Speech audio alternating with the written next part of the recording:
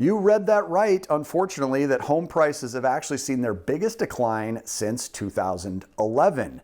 Does that mean that the market's finally resetting now, or are we just seeing a small correction due to the increase in mortgage rates? Be sure to stick with us. We're going to dive in and find out. So home prices fell 0.77% from June through July, according to Black Knight. That's a mortgage software data and analytics company. And while that decline doesn't necessarily come off sounding like much, it was the largest one-month decline in prices since January of 2011. And it's also the second worst July performance going back to 1991, which was trailing only by July of 2010, and that's when prices fell 0.9%. We were obviously well into the depths of the Great Recession then. But further price corrections are really expected now, and in coming months, we're going to be moving into what typically are more neutral seasonal months for the housing market. Some local markets have seen steeper drops over the past several months. San Jose, California, seeing the biggest drop. Housing prices are down 10% over the past several months. Seattle is down 7.7%.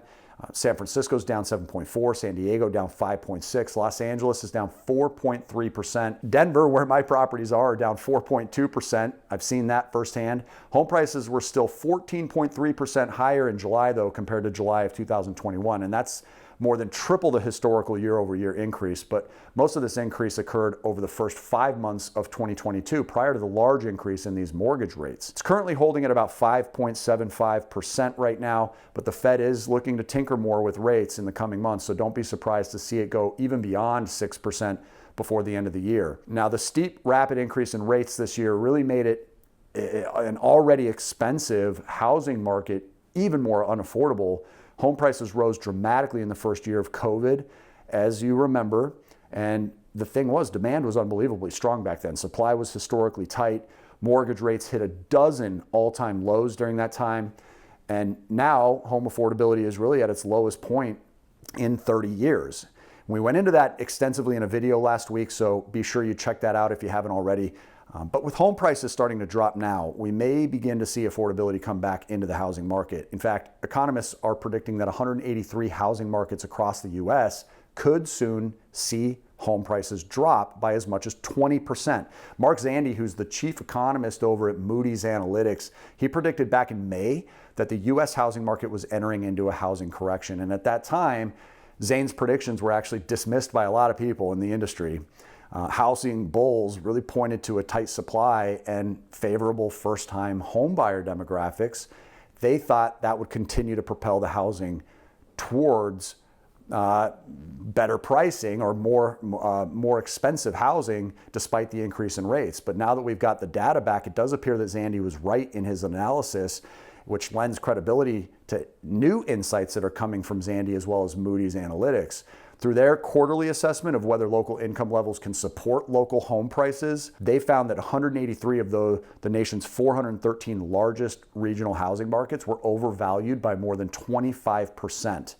Included in that overvalued marketplace was Boise, which was at 72% overvalued, Charlotte, which was 66% overvalued, Austin, which was 61%. The vast majority of these substantially overvalued markets were really concentrated in the boom towns, in the Mountain West, and in the Sun Belt because they benefited from the widespread trend of working from home. Simply being overvalued, though, does not guarantee a drop in housing prices. Historically, when the housing market has fallen off the wagon, it's been markets with significant overvalued inventory at a higher risk of falling prices. According to Zandi, that's what we're seeing right now. But looking ahead, Moody's Analytics projects that the overvalued 183 markets will experience home prices falling between 10 to 15%. And that's assuming that a recession does not actually materialize. If the recession hits, Moody's Analytics projects that these same 183 areas with significant housing market overvaluations might fall between 15 to 20%, folks. Moody's Analytics is not the only one that's even predicting these dramatic drops in prices either.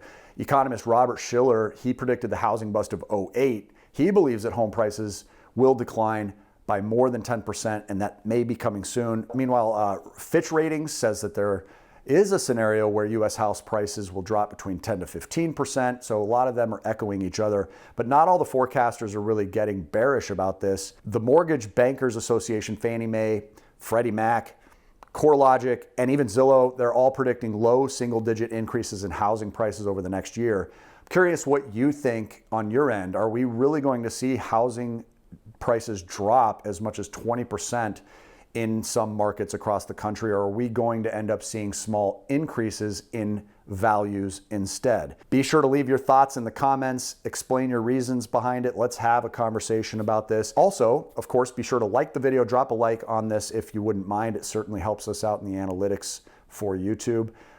Be sure to share the video and subscribe to the channel if you haven't already. Until we see you on the next video, we'll keep talking about this. So be sure to stay tuned, and most importantly, keep on cash flowing. We'll see you on the next one.